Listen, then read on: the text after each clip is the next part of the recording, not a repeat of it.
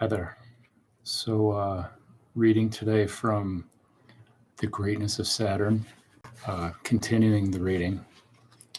I started this a while ago, and the other reading is Mercury. And check that out on Wednesday, which is Mercury's day. Today it's Tuesday. Tuesday is ruled by Mars, and it happens to be right now the Mars hour. So this is an alignment to Mars. One of the reasons this book is, again, Greatness to Saturn, a Therapeutic Myth by Dr. Robert E. Svoboda. I put a link to this where you can get it at Amazon in the description.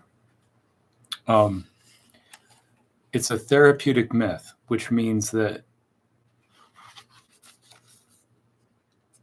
reading it or having it read to you is beneficial.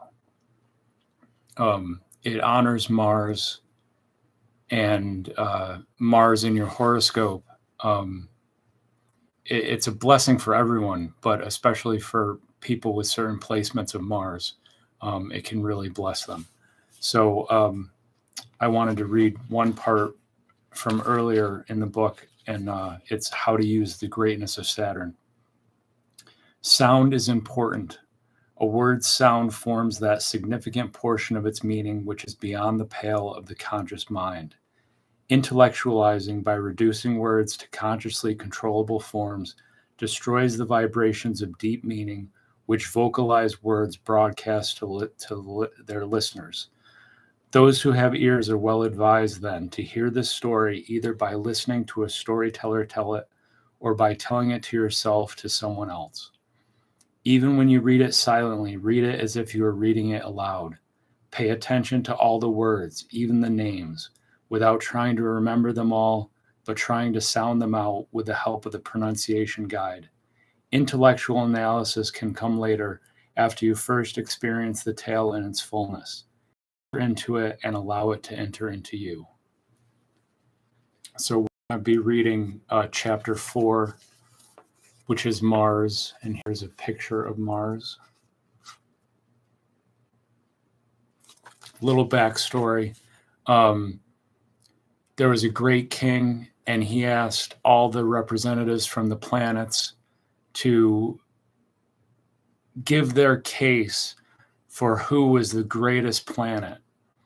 And so each one had a representative, which is the planet. And so this is the representative of Mars, and he rides a goat or a ram. And I'm burning some incense in the back. Again, I said it's Mars's hour. It's on a Tuesday, which is Mars's day. I'm wearing a T-shirt I made at Zazzle, which you can get, which is an older picture of Mars, more medieval picture. And then I'm wearing the gem to Mars, which is red coral. So all of these ways we can align to Mars. Without any further ado, chapter 4, Mars. This mention of the bewitching Sri Krishna cast all listeners into a moment of rapt remembrance of his divine pastimes and left everyone in awe of the moon and his light. As they returned their attention to the debate, they turned to the third pundit, the partisan of Mars, whose fiery eyes burned with keen acuity above a broad, courageous chest.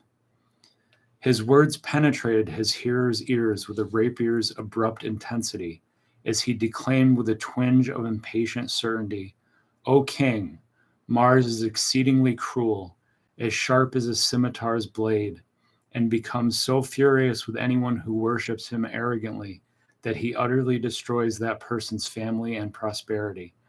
Those who worship him regularly with humility, following the appropriate ritual, he blesses to gain wealth and lose disease. The Mars vow relieves all difficulties, especially those of illness, debt, and enemies. When you observe it, wear red clothes and flowers, and eat only once on that day of food which is red in color like wheat. The short, intense Mars has a slender waist and physique, a youthful appearance, fierce blood-red eyes, and a ruddy face and body. Born from the womb of Earth, his beauty is like that of a thunderbolt, and he holds a lance in his hand. As bright as a blazing fire, he is energetic and lustful, adventurous and wrathful, inconstant but liberal. An accomplished speaker, he is also a kshatriya, a warrior. He causes conflagration, and he has a pitta constitution, blood red in color, overflowing with power and strength. He wears red clothes and garlands.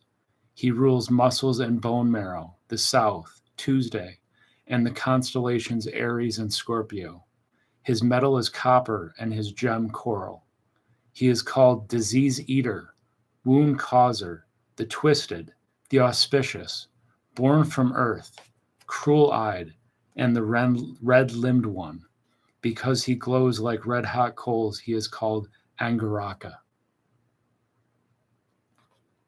A very ancient shrine to Mars graces our city, Your Majesty, proclaimed the pundit, swelling with pride, and it is said that Mars was born near Ujjayani, on the banks of our beloved Kashmira River. Do tell me the story of the birth of Mars, said the king obligingly. You have heard, Your Majesty, the story of the patriarch Daksha's curse of his son-in-law, Lord Moon. The evil karma this great progenitor generated by this imprecation came to fruition when he dared to insult another of his sons-in-law, the omnipotent Lord Shiva, Mars's father. Long ago, Daksha organized a great sacrifice to cement his position as the first among the patriarchs. To this gala, which was held at the confluence of the rivers Ganga and Yamuna, Daksha, the adept, the skillful, invited all the chief gods, demigods, sages, and other eminent beings of the universe, all that is except Lord Shiva, the very embodiment of cosmic consciousness, who was Daksha's own son-in-law. When Lord Shiva's wife Sati, the true one, heard news of the sacrifice, she insisted on attending it, over her husband's gentle objections. But when she arrived there, her father ignored her and insulted Shiva as being unfit for polite society.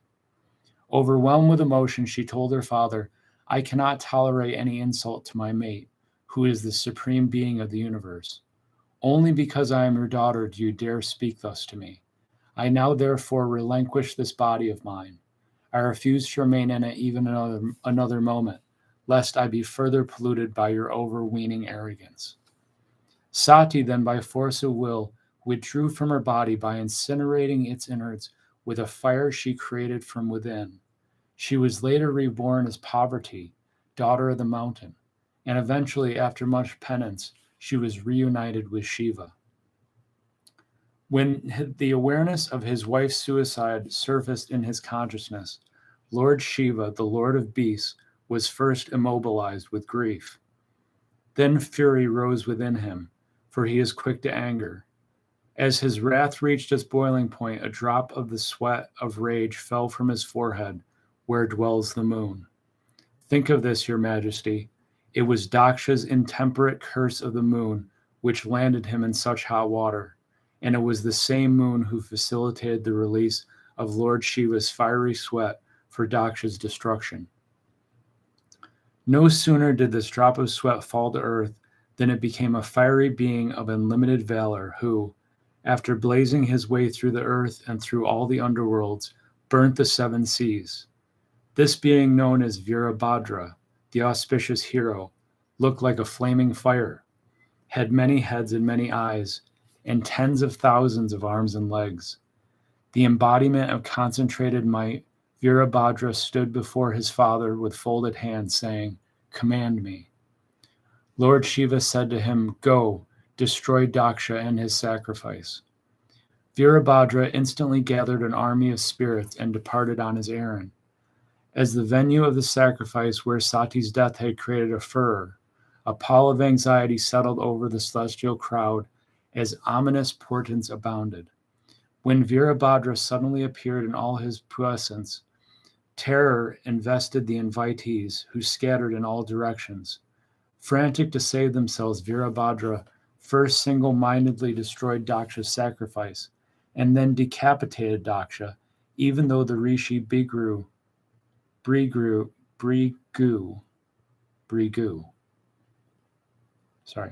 tried to protect the doomed patriarch. When Virabhadra returned to Shiva in triumph, the Lord of Beasts told him, "You have done well to destroy Daksha's sacrifice, O irresistible one, and you have now incinerated the universe sufficiently. Pacify the cosmos again, and you shall live in the heavens, where you shall become the foremost of planets, O son of earth. There you shall be called Angaraka." Hearing this, that relentless Virabhadra's frenzy abated, and he was transformed into a planet the equal of the great Kartikeya. Lord Shiva then permitted Daksha's sacrifice to be completed, and peace returned to the universe. Many diseases, however, first appeared in the world due to the destruction of Daksha's sacrifice. Those who fled the havoc developed gulma, phantom tumor, a type of abdominal swelling. Those who had consumed sacrificial materials obtained leprosy and diabetes. Insanity arose in others because of fear, grief, and shock, and epilepsy developed in those exposed to the impure touch of the attacking spirits. Virabhadra himself became fever in the world, and Rakta Pitta, hemothermia or heat in the blood, developed from the excessive heat of fever. These maladies which now pervade the world are 7 of the 8 major diseases which originated from greed, malice, and anger. The 8th is, of course, consumption, which arose due to Daksha's curse of the moon. Daksha, the progenitor of many forms of life, was therefore himself responsible, mused the king, for introducing these grievous ailments to the world. Let this be a lesson to anyone who would dare to accumulate power without first entering into right relationship with the one reality. Now tell me of the relationship between Mars and Kartikeya. The pundit continued, "Some authorities, my liege, say that Mars is Kartikeya, while others maintain that Mars is a planet and Kartikeya a star of equal virility. Since it is said that those afflicted by Mars should worship Kartikeya to get relief, let me tell you his story. Some authorities, of course, maintain that Kartikeya was born directly from Lord Shiva's semen. When Shiva and Parvati sequestered themselves for their honeymoon, they entered into a sexual embrace which lasted uninterrupted for 100 million years. This awe-inspiring act of intercourse ended only because Shiva's concentration was disturbed by Agni, the god of fire. Having lost his control, the great lord ejaculated, and Kartikeya was born. But other sources, my liege, insist that Kartikeya was born from the semen of Agni himself, because of his infatuation for the Kritikas, the stars who formed the Pleiades. In fact, Kartikeya means son of the Kritikas. Originally, the Pleiades were the wives of the bears. The bears? Asked the king. Yes, the 7 bears for the 7 sages, the 7 stars of the Big Dipper, otherwise known as the Great Bear, were in former times called the bears. Agni, after serving at a long sacrifice conducted by the 7 sages, was overwhelmed with desire for the wives of these great rishis. He entered their household fires to touch them, but they refused to be tempted. This multiplied his cravings even further, so he went off to a forest, vowing either to cool his lust or, if it refused to be quelled, to give up his life because of this illicit desire. There in the forest he was spotted by Swaha, another daughter of the prolific Daksha. Swaha had long desired Agni, and she now expressed her passion for him. When he declined to respond favorably to her, Swaha disguised herself by taking the form of one of the wives of the 7 rishis and made love to him. He was, of course, overjoyed to unite with her in this form, for he did not recognize her, and so felt he was consuming his heart's desire. One after another, Swaha took the forms of 6 of the wives of the 7 sages and enjoyed union with Agni each time. She was thwarted only when she tried to take Arundhati's form, because Arundhati, the wife of the great Rishi Vashishtha, was so devoted to her husband, so meritorious, and so chaste, that Swaha could not impersonate her. 6 times on that day Swaha mated with Agni, and afterwards she 6 times became a bird and flew swiftly to the peak of a high white mountain. There she cast Agni's semen into a safe receptacle, so that the wives of the great rishis would not be accused of adultery with the fire god. Agni's potent sperm was spontaneously transformed there into a robust boy named Skanda. The invincible Skanda tormented the mountains until they and the earth glorified him. The world then adored him, and the universe rang with his praises. News of his birth was accompanied by rumors that 6 of the sages were his News of his birth was accompanied by rumors that 6 of the sages' wives were his mother. Outraged by this false report, these rishis divorced their wives and sent them away, even though the rishi Vishvamitra, who had seen everything, informed those sages that their wives had remained chaste. Vishvamitra knew this because he had initiated Skanda and performed all of his coming-of-age rituals. Away to Skanda went these 6 wives, who told them they had been abandoned by their husbands, and begged him to elevate them into the heavens.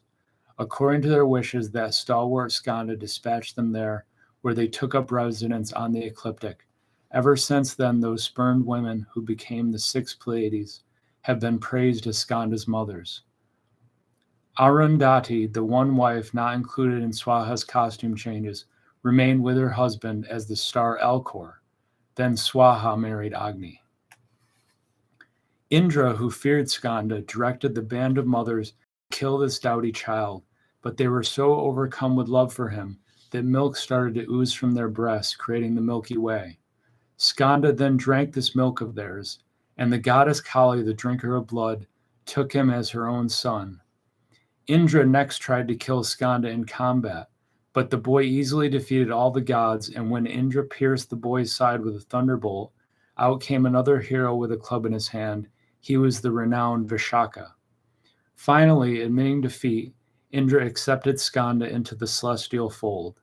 Then the gods performed Skanda's investiture as war chief of the heavenly hosts by anointing him ritually with the celestial water, just as they had long before poured water over the head of Varuna, the lord of the waters. Such is Kartikeya, O king, and such is the planet whose deity he is, the fierce Mars. I bow low to this eternally young Mars. And that was it. That was chapter 4. And that's again Mars.